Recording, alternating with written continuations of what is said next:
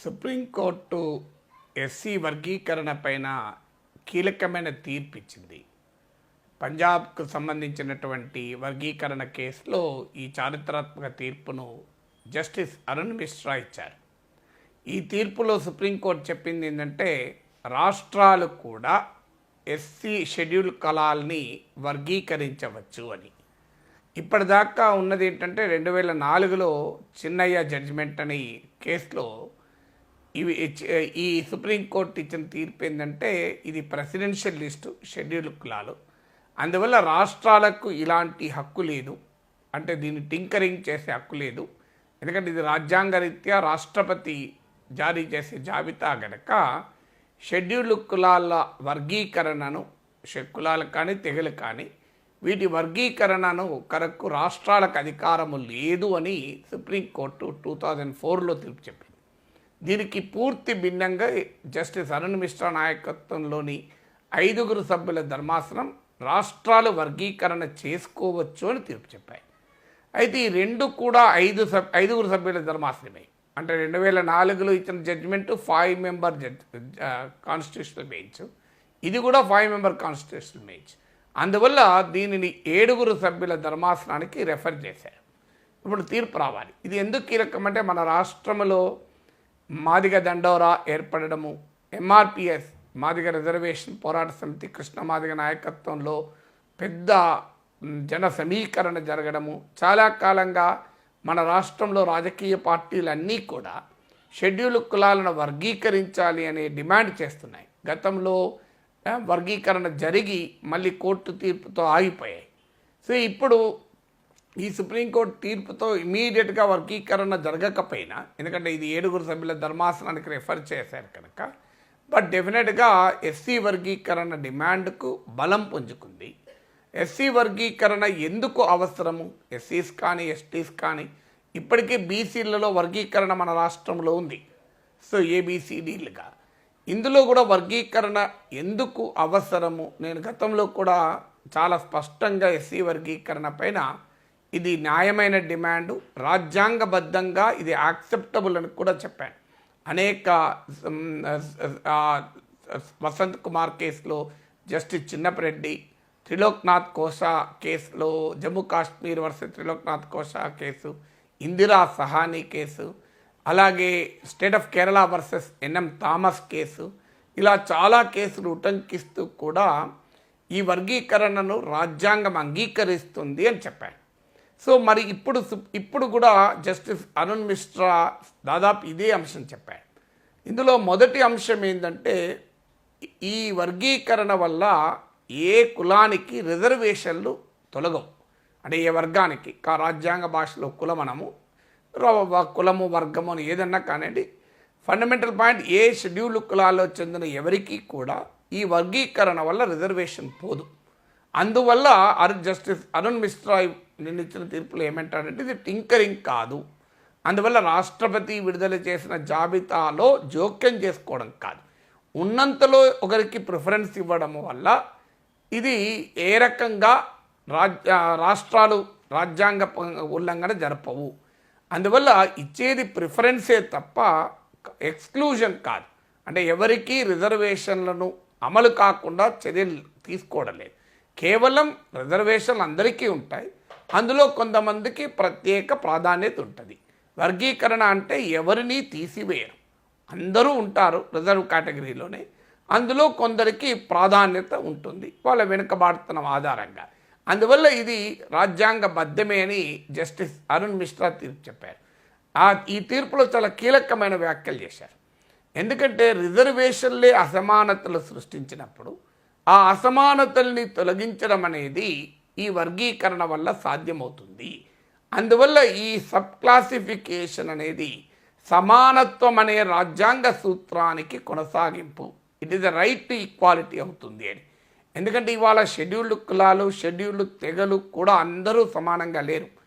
Homogeneous group, చాలామంది ఒక వాదన చేస్తారు, ఎస్సీస్ ఎస్టీస్ హోమోజీనియస్ గ్రూప్ కనుక వీళ్ళలో వర్గీకరణ చేయడం కరెక్ట్ కాదని. కానీ సుప్రీంకోర్టు అన్నది ఏంటంటే, వీళ్ళు ఒకే రకమైన స్వభావాలు కలిగిన వారు కాదు అని చాలా స్పష్టంగా అరుణ్ మిశ్రా జడ్జిమెంట్లో చెప్పారు. అంటే ఎస్సీస్ and STs are not an homogeneous group అని. గతంలో state of Kerala versus NM Thomas కేసులో కూడా జస్టిస్ విఆర్ కృష్ణ అయ్యర్ ఒక మాట అంటాడు, schedule caste are amalgamation of caste races communities అంటాడు. అంటే ఎస్సీస్ and STs are an amalgamation అంటాడు. అంటే అనేక రకాల స్వభావాలు కలిగిన వారి ఒక సమూహం. అందువల్ల ఇందులో అందరూ ఒకటే అని చెప్పడం కరెక్ట్ కాదు. హోమోజీనియస్ కానప్పుడు అందులో ఒక సెక్షన్ మరో సెక్షన్ కన్నా ఎక్కువ ప్రయోజనాలు పొందుతున్నప్పుడు వర్గీకరణ ద్వారా ఆ నష్టాన్ని తగ్గించవచ్చు. అందుకే సుప్రీంకోర్టు ఇందిరా సహాని కేసులో కూడా ఇదే చెప్తుంది. ఓ చిన్న వసంత్ కుమార్ కేసులో జస్టిస్ చిన్నపరెడ్డి ఇదే చెప్తారు. ఇప్పుడు ఒక రిజర్వేషన్లు పొందుతున్న వర్గంలో కొందరు ఎక్కువ వెనుకబడి మరికొందరు తక్కువ వెనుకబడి ఉన్నప్పుడు తక్కువ వెనుకబడి ఉన్నవారు డెఫినెట్గా ఉన్న సదుపాయాలన్నింటినీ తండ్రికెళ్తారు. ఎక్కువ వెనుకబడిన వారికి ఆ ప్రయోజనాలు దక్కకుండా అవుతాయి అని సుప్రీంకోర్టు గతంలో వ్యాఖ్యానించింది. When there is a less backward and more backward, if the reservations are common, the less backward will walk away with the reservations meant for the entire community, అంటే డిప్రైవింగ్ ద మోర్ బ్యాక్వర్డ్ అని justice Chinnappa Reddy వ్యాఖ్యానిస్తారు. ఇందిరా సహాని కేసులో supreme court స్పష్టంగా చెప్తుంది, వెనుకబడిన వర్గాలను రెండుగా అంటే ఎక్కువ వెనుకబడిన తక్కువ వెనుకబడిన వారిగా వర్గీకరించడం రాజ్యాంగ స్ఫూర్తికి అనుగుణమైంది. ఎందుకంటే రిజర్వేషన్ల ఉద్దేశమే అత్యంత వెనుకబడిన వారికి సదుపాయాన్ని కల్పించడం. కాన్స్టిట్యూషనల్ సెన్స్లో బ్యాక్వర్డ్ క్లాసెస్ అనే పదం వాడినప్పుడల్లా ఎస్సీస్ అండ్ ఎస్టీస్ కూడా వస్తారు.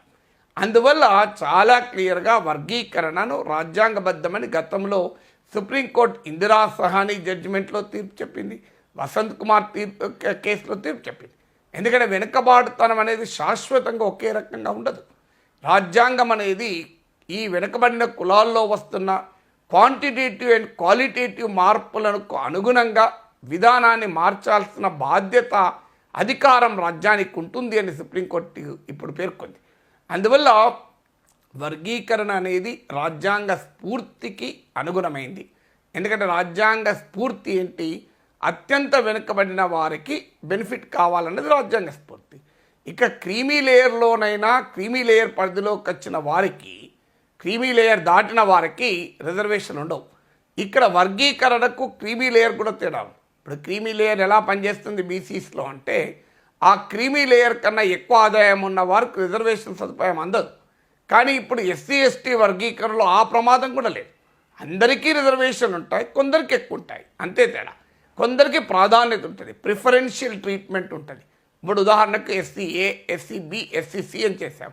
ఇప్పుడు మనకు బీసీఏ ఉంది, బీసీబి, బీసీసీ, బీసీడి ఉంది. బీసీఏకు రిజర్వేషన్లు ఉన్నాయి, బీసీడీకు రిజర్వేషన్లు ఉన్నాయి.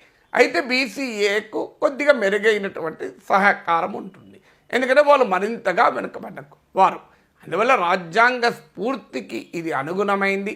వెనుకబాటుతనం అనేది శాశ్వతంగా ఉండదు. రిజర్వేషన్ల అమలు ప్రక్రియలో భాగంగా అభివృద్ధి క్రమంలో కొంతమంది ప్రగతి సాధించవచ్చు. ప్రగతి సాధించిన వారే రిజర్వేషన్లు పొందితే ఇక ఇంకా వెనుకబడిన వారు ఎప్పుడు అందుకుంటారు? అందువల్ల మనకు అది ఆచరణలో సాధ్యం కాదు. అందువల్ల డెఫినెట్గా గణాంకాలు గనక, శాస్త్రీయమైన అధ్యయనాలు గనక ఒక రిజర్వ్డ్ కమ్యూనిటీ మరో రిజర్వ్డ్ కమ్యూనిటీ కన్నా కూడా ఎక్కువ రిజర్వేషన్ సదుపాయాలు పొందుతున్నారు, జనాభాలో తమ వాటా కన్నా ఎక్కువ రిజర్వేషన్ సదుపాయాలు పొందుతున్నారన్నప్పుడు వర్గీకరణ రాజ్యాంగబద్ధమవుతుంది, ధర్మబద్ధమవుతుంది, న్యాయబద్ధమవుతుంది. ఎందుకంటే రిజర్వేషన్ల ఫలితాలు రిజర్వ్ కమ్యూనిటీలో కూడా ఏ ఒక్క కులమో ఏ ఒక్క వర్గమో మాత్రమే తన్నికెళ్ళకూడదు. ఆ సదుపాయం లోలియెస్ట్ ఆఫ్ ద లోలియెస్ట్ కదాలి. విఆర్ కృష్ణ అయ్యర్ వాడిన భాష, the lowliest of the lowliest అంటారు. అందువల్ల అత్యంత వెనుకబడిన వాళ్ళు కూడా అత్యంత వెనుకబడిన వాళ్ళకు రిజర్వేషన్ సదుపాయాలు అందాలి. అందువల్ల ఎంబీసీలకు కానీ, అలాగే ఎస్సీస్లో కానీ, ఎస్టీస్లో కానీ బాగా వెనుకబడిన వర్గాలకు డెఫినెట్గా మెరుగైనటువంటి సదుపాయం అందాల్సిన అవసరం ఉంటుంది. అయితే ఇక్కడ చాలా జాగ్రత్త పడాలి. ఎందుకంటే త్రిలోక్నాథ్ కోసా కేసులో, జమ్మూ కాశ్మీర్ వర్సెస్ త్రిలోక్నాథ్ కోసా కేసులో సుప్రీంకోర్టు మాట అంటుంది, ఈ క్లాసిఫికేషన్ చేసేటప్పుడు మాత్రం చాలా జాగ్రత్తగా చేయాలి. ఎందుకంటే ఈ క్లాసిఫికేషన్ వల్ల నష్టం పోకూడదు. అంటే ఎవరికైతే మనము సదుపాయాలు అందాలనుకుంటున్నామో వాళ్ళు నష్టపోకుండా జాగ్రత్త పడాలి అంటది. అందువల్ల ఇందిరా సహాని కేసులో మాట చెప్తారు, ఇప్పుడు మీరు ఒక కులాన్ని కానీ ఒక వర్గానికి కానీ వెనుకబడిన వర్గంగా పరిగణించినప్పుడు వెనుకబడిన వర్గంలో అందరూ ఒకే రకమైన వెనుకబాటుతనం ఉండాలి. కొందరిలో తక్కువ వెనుకబాటుతనం ఉంటే వాళ్ళే బెనిఫిట్ పొందుతారు. సో అందువల్ల ఏ రకంగా చూసినా వర్గీకరణ రాజ్యాంగబద్ధమైంది, న్యాయబద్ధమైంది. ఇవాళ సుప్రీంకోర్టు ఇచ్చిన తీర్పు ఇదే విషయాన్ని మరోసారి తెలియజేస్తుంది.